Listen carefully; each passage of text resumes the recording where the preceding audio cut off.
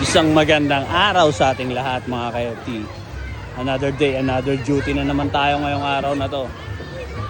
Araw nga pala ng linggo ngayon. Ganito karami ang tao ngayon dito sa loob ng water park area. Dito sa may Bunga Rainforest Park. Yan karami po ang tao pagka linggo. May iba yan, may mga dala pang trapal oh. At may nagtatanong nga pala uli sa akin, magkano daw ba ang entrance fee ng maliit na bata? So bumabase po kami sa height. Pagka 3 feet below po yung bata ano po siya, less 50 pesos. Kung taga-Pasig po kayo, 50 pesos po, 3 feet below. Pag hindi po kayo taga-Pasig, 100 pesos po ang bata na 3 feet below. 1 year old may bayad na po. Then libre po ang birthday celebrant. Yan.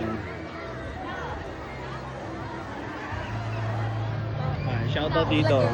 Nakahanap pa niya. Oh, shoutout. Shoutout kay sa Dilang to. Shoutout dyan sa mga taga Dilang 2. So enjoy na enjoy sila dito kahit na sobrang tirik at mainit na ang araw.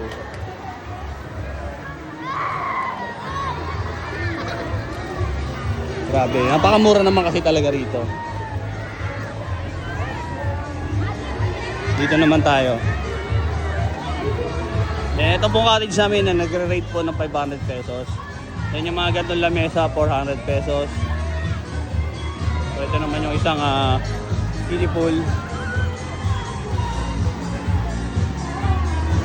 Yan, ganyan karami po ang tao dito. Enjoy na enjoy sila ngayon. Talagang sinusulit nila yung summer dito sa loob ng water park area. Yan. Iba't ibang mga okasyon. Meron may birthday, may dibu, may binyag, o kung ano pa man. Shoutout nga pala dito sa mga masisipag na empleyado. Yan. Sir John. Yan. Shoutout. Ito, shoutout dito kay Ate Nora. Yan. Shoutout. Yan, kay Ate Janice. Yan po yung mga masisipag na duty, full attendance dito sa loob ng water park. So enjoy na enjoy sila.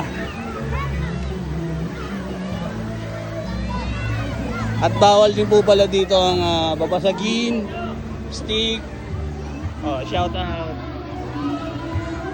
Shout out nga pala sa mga tropang Bernardo. Bawal po pala dito ang alak, tsaka yosi, vape, then mga matatalas, matutulis. Bawal po dito sa loob yan. Pati yung babasagin po, bawal din po.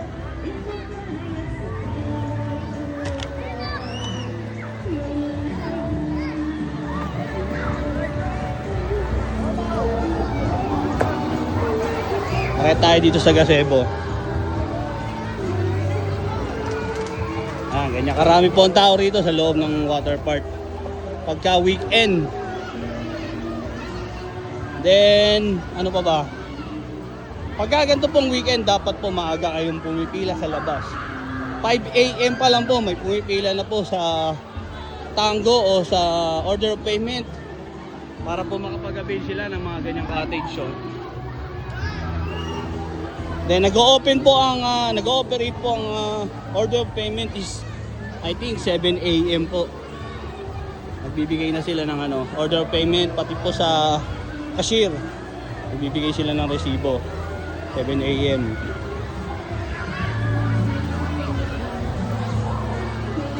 So bawal po pala dito yung mga medyo maselan po. Kasi public pool lang po talaga to. At may mga nagsasabi nga pala na marumi daw yung pool dito. Well, hindi naman natin maiiwasan yun dahil din sa dami ng tao. Pero kung ikukumpara nyo po ito sa mga ibang public pool, ayoko magbanggit ng pangalan, baka makasuhan ako eh. Yung sa Antipolo, pati po yung sa Taguig, 24 hours po nag-ooperate yung mga pool doon. So hindi talaga nababakante o napapahinga yung mga swimming pool doon. Bagsak lang din sila ng bagsak ng chlorine o ng iba't ibang mga chemical, filter, yan. Ito po, napapahinga po itong loob ng water park pagka po hapon na gabi, yan.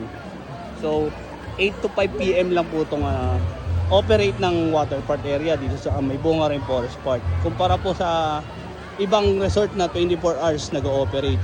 Kaya hindi nyo masasabing safe o malinis talaga yung tubig doon.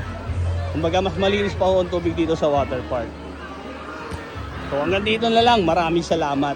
At kung may mga hindi pa ako nabanggit about dito sa loob ng water park comment down below po sa aking FB page. So salamat.